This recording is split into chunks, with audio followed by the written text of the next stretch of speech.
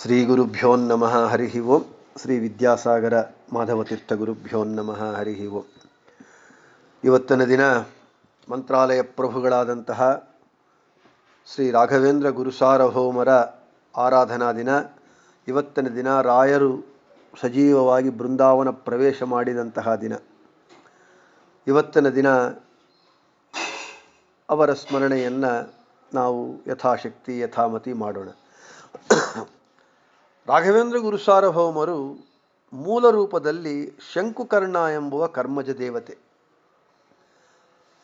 ಶಂಕುಕರ್ಣಾಖ್ಯ ದೇವಸ್ತು ಬ್ರಹ್ಮಶಾಪಾಚ್ಯ ಭೂತಲೆ ಪ್ರಹ್ಲಾದ ಇತಿ ವಿಖ್ಯಾತೋ ಭೂಭಾರಕ್ಷಪಣೆ ರತಃ ಸಯೇವ ರಾಘವೇಂದ್ರಾಖ್ಯ ಯತಿರೂಪೇಣ ಸರ್ವದಾ ಕಲೌ ಯುಗೆ ರಾಮಸೇವಾಂ ಕುರುವನ್ ಮಂತ್ರಾಲಯೇ ಅಭವತ್ ಎಂದು ನೃಸಿಂಹ ಪುರಾಣ ಹೇಳ್ತಾ ಇದೆ. ಸತ್ಯಲೋಕ, ಬ್ರಹ್ಮದೇವರ ಲೋಕ.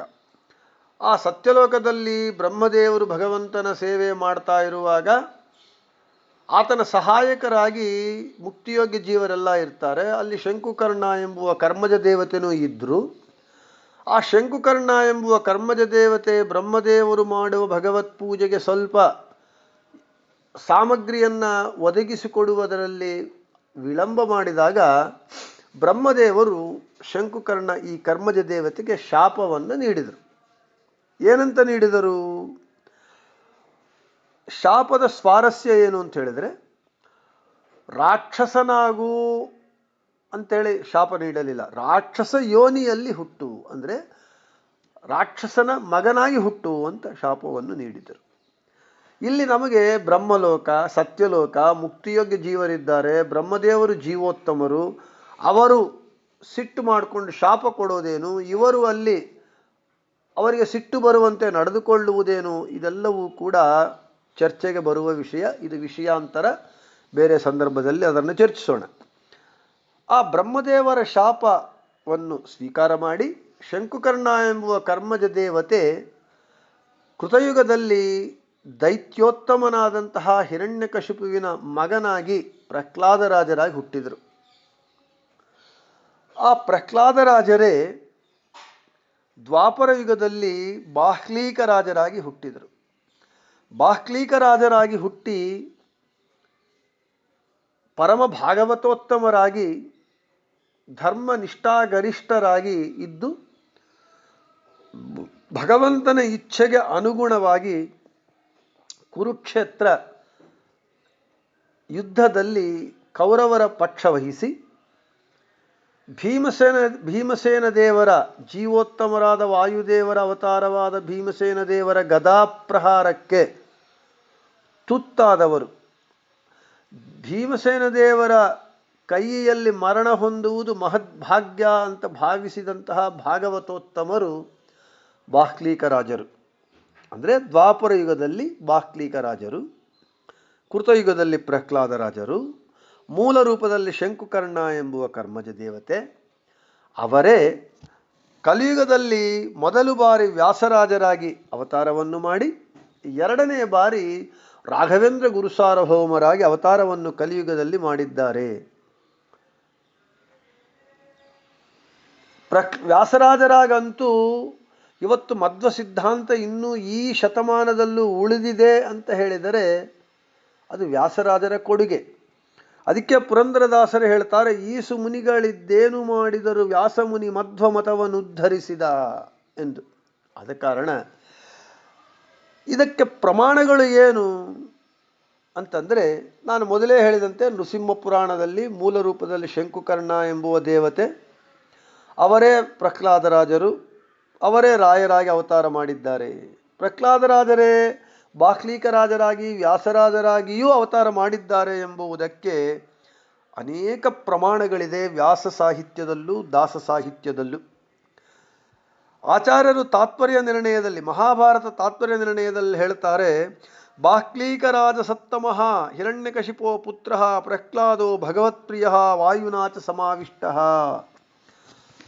ಪ್ರಹ್ಲಾದರಾಜರು ಜೀವೋತ್ತಮರಾದ ವಾಯುದೇವರ ಆವೇಶ ವಿಶೇಷವಾಗಿ ಉಳ್ಳವರು, ಬಾಹ್ಲೀಕ ರಾಜರಾಗಿದ್ದಾರೆ.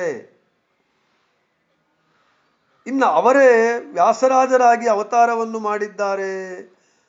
ಎಂಬುವ ವಿಷಯವನ್ನು ಅನೇಕ ಅಪರೋಕ್ಷ ಜ್ಞಾನಿಗಳು ಹರಿದಾಸರು ಹೇಳಿದ್ದಾರೆ. ನಮಗೆ ಜಗನ್ನಾಥದಾಸರು ಹೇಳ್ತಾರೆ, ಗೋಪಾಲದಾಸರು ಹೇಳ್ತಾರೆ. ಗೋಪಾಲದಾಸರು ಪ್ರಥಮ ಪ್ರಹ್ಲಾದ ವ್ಯಾಸಮುನಿಯೇ ರಾಘವೇಂದ್ರ ಯತಿಯೇ ಅಂತ ಹೇಳ್ತಾರೆ. ಜಗನ್ನಾಥದಾಸರು ವ್ಯಾಸರಾಯ ನೆನೆಸಿ ನೃಪನಾಕ್ಲೇಶ ಕಳೆದವನೇ ಬಾರೋ, ಶ್ರೀ ಸುಧೀಂದ್ರರ ಕರಸಂಜಾತ ವಾಸುದೇವಾರ್ಚಕನೇ ಬಾರೋ. ವ್ಯಾಸರಾಜರಾಗಿ ಅವತಾರವನ್ನು ಮಾಡಿ ವಿಜಯನಗರ ಸಾಮ್ರಾಜ್ಯ ಚಕ್ರವರ್ತಿಯಾದಂತಹ ಕೃಷ್ಣದೇವರಾಯನಿಗೆ ಕುಹುಯೋಗ ಪರಿಹಾರ ಮಾಡಿದವರು ವ್ಯಾಸರಾಜರು. ಶ್ರೀ ಸುಧೀಂದ್ರ ತೀರ್ಥರ ಕರಕಮಲ ಸಂಜಾತರು ರಾಯರು ಅಂತ ಸ್ಪಷ್ಟವಾಗಿ ಹೇಳ್ತಾರೆ. ಇನ್ನು ಪ್ರಾಣೇಶದಾಸರು ರಾಯರ ನೋಡಿರೈ ಗುರುರಾಯರ ಪಾಡಿರೈ ಸಿರಿ ಪ್ರಹ್ಲಾದವರ ಬಾಹ್ಲೀಕ ಗುರು ವ್ಯಾಸ ರಾಘವೇಂದ್ರ ಅಂತ ಹೇಳ್ತಾರೆ.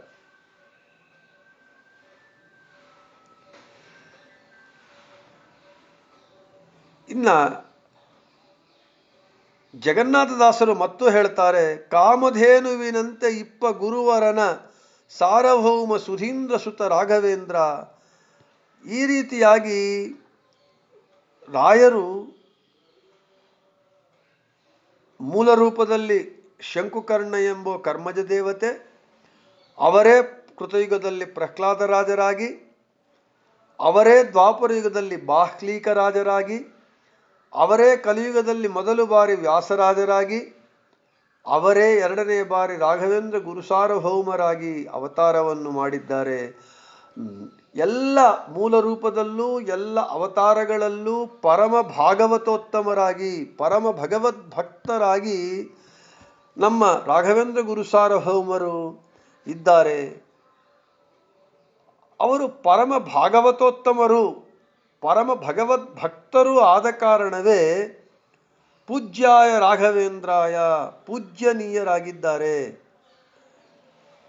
ಅಂತಹ ರಾಘವೇಂದ್ರ ಗುರುಸಾರ್ವಭೌಮರ ಈ ಅವರ ಮೂಲ ರೂಪ, ಅವರ ಅವತಾರಗಳನ್ನು ಕುರಿತು, ಅವರ ಚರಿತ್ರೆಯನ್ನು ಕುರಿತು, ಮಹಿಮೆಗಳನ್ನು ಕುರಿತು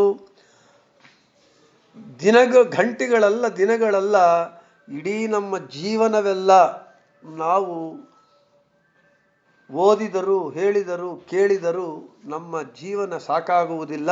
ಯಾಕೆ? ರಾಘವೇಂದ್ರ ಗುರುಸಾರ್ವಭೌಮರು ಅಪ್ಪಣಾಚಾರ್ಯರು ಹೇಳಿದಂತೆ ಅಗಮ್ಯ ಮಹಿಮಾ ಉಳ್ಳವರು, ಅಪಾರವಾದ ಮಹಿಮಾ ಉಳ್ಳವರು. ಅಂತಹ ಗುರು ರಾಘವೇಂದ್ರ ಸಾರ್ವಭೌಮರ ಆರಾಧನಾ ಸಂದರ್ಭ ದಿನದಲ್ಲಿ ಇವತ್ತಿನ ದಿನ ಅವರ ಮೂಲ ರೂಪ, ಅವರ ಅವತಾರ ರೂಪಗಳನ್ನು ಅತಿ ಸಂಕ್ಷಿಪ್ತವಾಗಿ ಇವತ್ತು ಸ್ಮರಣೆ ಮಾಡಿದ್ದಾಗಿದೆ ಅಂತ ಹೇಳ್ತಾ ಶ್ರೀಕೃಷ್ಣಾರ್ಪಣಮಸ್ತು, ಮಧ್ವೇಶಾರ್ಪಣಮಸ್ತು, ಎಲ್ಲರಿಗೂ ಶುಭಮಸ್ತು.